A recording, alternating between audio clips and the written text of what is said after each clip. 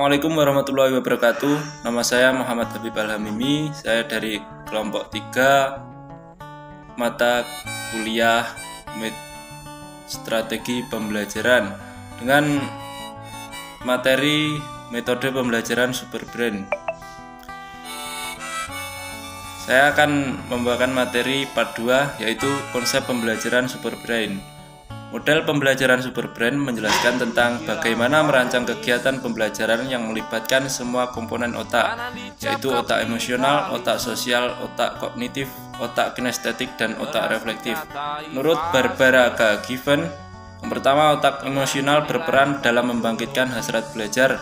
Yang kedua, otak sosial berperan dalam membangun visi untuk melihat apa yang mungkin. Yang ketiga, otak kognitif berperan dan menumbuhkan niat untuk mengembangkan pengetahuan dan kecakapan. Yang keempat, otak kinestetik berperan dalam mendorong tindakan untuk mengubah mimpi atau ide menjadi kenyataan. Yang kelima, otak reflektif berperan dalam mendorong berpikir tingkat tinggi yang akan membuahkan kebijakan yang membuat seorang pembelajar mampu dan mau berpikir yang senantiasa mengingat dan mengagungkan kebesaran Tuhannya. Adapun menurut McLean, proses evaluasi mengacu pada 3 bagian otak manusia, yaitu yang pertama, otak besar, neokorteks, yang memiliki fungsi utama untuk berbahasa, berpikir, belajar, memecahkan masalah, merencanakan, dan menciptakan. Yang kedua, otak tengah, sistem limbik, berfungsi untuk interaksi sosial, emosional, dan ingatan jangka panjang. Yang ketiga, otak kecil, otak reptil, berfungsi untuk bereaksi, naluriah, mengulang, mempertahankan diri, dan ritualis.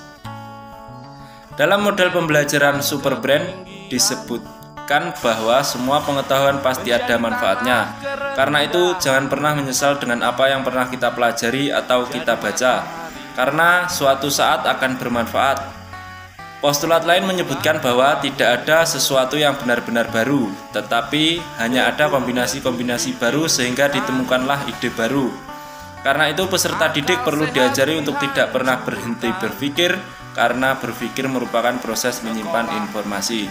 Semakin banyak otak digunakan untuk berpikir, semakin banyak informasi yang disimpan, karena kapasitas otak tidak terbatas. Pada usia anak kecil atau pada anak usia dini, fase membangun fondasi struktur otak mempunyai dampak permanen. Karena itu semua pengalaman usia dini memegang peran penting dalam membangun fondasi dan semua kemampuan otak anak itu. Apabila lingkungan kaya dengan beragam stimulasi positif, maka semua potensi anak yang positif juga akan berkembang secara optimal. Sebaliknya, apabila lingkungan berstimulasi negatif, maka potensi anak tidak berkembang secara positif, bahkan bisa memicu stres. Anak yang mengalami stres akan lebih menstimulasi bagian otak yang merespon untuk bertahan dan menyelamatkan diri. Bagian otak reptil akan terus distimulasi dan menjadi dominan, sementara bagian otak konteks tidak diaktifkan, sehingga anak pada masa dewasa tidak memiliki kemampuan berpikir dan mengontrol emosi secara baik. Sebagai model baru, model pembelajaran Superbrain cocok untuk diterapkan oleh para pendidik dalam KBM.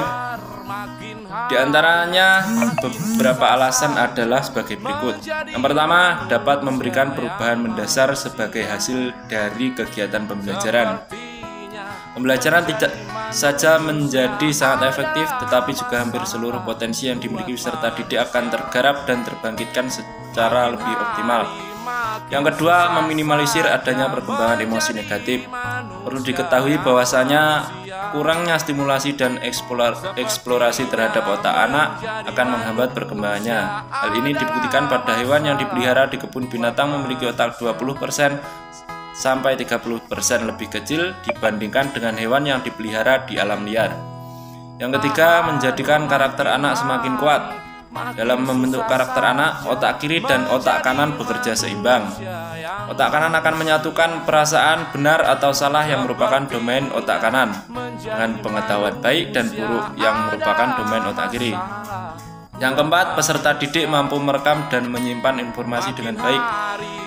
Dan yang kelima, pendidik dapat memperbaiki dan melejitkan kualitas pendidikan.